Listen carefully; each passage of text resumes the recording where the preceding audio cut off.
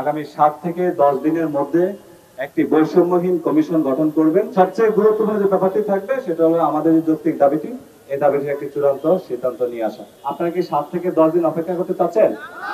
না। আগামীকাল সকাল 10টায় এই স্থানে আমরা আবারও অবস্থান কর্মসূচি অব্যাহত রাখবো ইনশাআল্লাহ। আগামীকাল 8টা পর্যন্ত সময় দেওয়া হলো। 24 ঘন্টার মধ্যে আমাদের বাস্তবায়ন না করা হয়, আগামীকাল 10টা থেকে আমরা এখানে অবস্থান করব। আমরা আপনাদের সিদ্ধান্ত মোতাবেক, যেহেতু আমাদের এখানে টিম আসার কথা ছিল, স্যারের মিটিং শেষে আসে নাই এবং দেরি করছিলেন, তো সেই সূত্র ধরে আমরা আপনাদের সিদ্ধান্ত অনুযায়ী আমরা একটা প্রতিনিধি টিম স্যারের সাথে সাক্ষাতের জন্য গিয়েছিলাম। আমরা স্যারের পিএসকে ইনফর্ম করে আমরা সেখানে গিয়েছি প্রবাসী কল্যাণ ভবনের সামনে।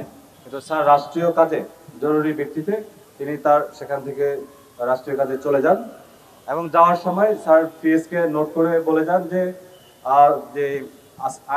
আজ থেকে আগামী 7 থেকে 10 দিনের মধ্যে একটি বৈষম্যহীন কমিশন গঠন করবেন। সেই কমিশনে প্রথম গুরুত্ব দিয়ে প্রথম দিকে সবচেয়ে গুরুত্বপূর্ণ যে ব্যাপারটি থাকবে সেটা হলো আমাদের যে যৌক্তিক দাবিটি, এই দাবিটির একটি চূড়ান্ত সিদ্ধান্ত নিয়ে আসা। এটা হচ্ছে আজকের আমাদের এখান থেকে আপনাদের যে কথা দিয়ে গেলাম সেই কথার মূল বিষয়। 250-টিরও বেশি ডিজাইন অপশন নিয়ে ওয়ালটন স্মার্ট ফ্রিজ, বোঝে আপনার প্রয়োজন। এখন আপনাদের কাছে একটি প্রশ্ন হচ্ছে, আপনারা কি 7 থেকে 10 দিন অপেক্ষা করতে চাচ্ছেন? না দেখ, আপনারা যেহেতু আচ্ছা আমি বলছি, আচ্ছা প্লিজ আপনারা সারাদিন ব্যাপী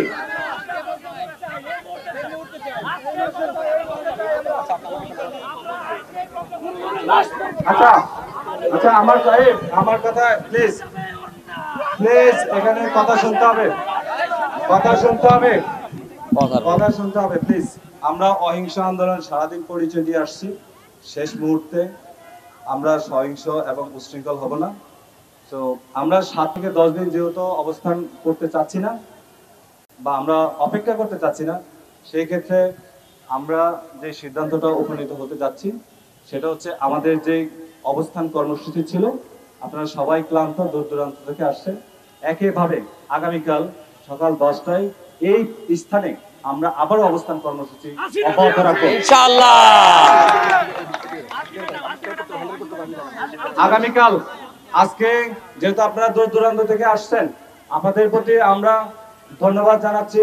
একই সাথে আমরা সারাদিন আপনাদের খোঁজ খবর রাখতে পারি নাই, সারাদিন আপনারা অনেক কষ্ট করেছেন, আমরা আপনাদেরকে আবারও ধন্যবাদ জানাচ্ছি। আমরা চেয়েছিলাম, সর্বাধিক চেষ্টা করেছি, কূটনৈতিকভাবে চেষ্টা করেছি, মাঠে ভলান্টিয়ার টিম, শৃঙ্খলা টিম, আমরা যে টিমটা সার্বক্ষণিক আপনাদের পাশে ছিলাম, আপনারা আমাদের সাথে ছিলেন, সহযোগিতা ছিলেন, আমরা সবাই এক।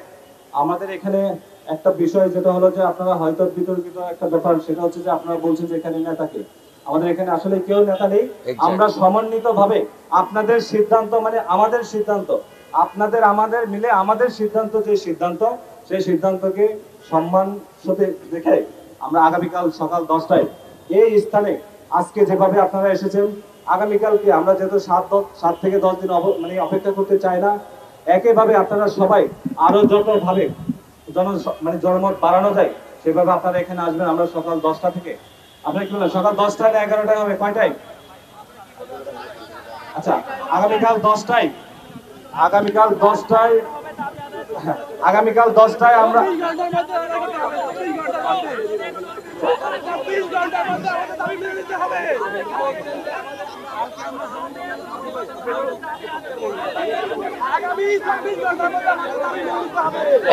একটু সাইলেন্ট।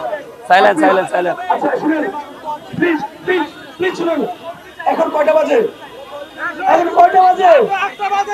আগামীকাল 8টা পর্যন্ত সময় দেওয়া হলো। 24 ঘন্টার মধ্যে আমাদের বাস্তবায়ন না করা হয়, আগামীকাল 10টা থেকে আমরা এখানে অবস্থান করব।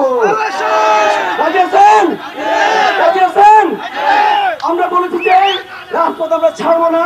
আগামীকাল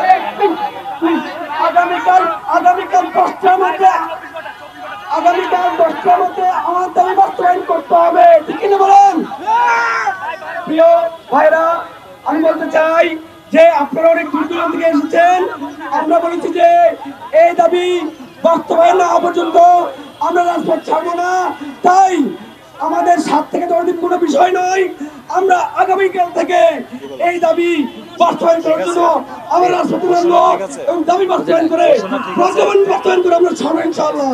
আমাদের দাবি যদি চূড়ান্ত ভাবে আমরা চাই মাঠে এখানে থেকে আমরা শুনে যাবো, এই তো আমরা আগামী 12 ঘন্টার একটা সময় বেঁধে দিয়েছি আমাদের সরকারকে, তারা যথাযথ সিদ্ধান্ত নেবেন, আমাদেরকে আশ্বস্ত করবেন। আমরা চাই যেহেতু আমরা অবস্থান করেছি শাহবাগে, এখানে আগামীকাল যদি আমরা আমাদের যদি চূড়ান্ত ঘোষণা না আসে, একইভাবে 10টার সময় আমরা সবাই এখানে অবস্থান করব।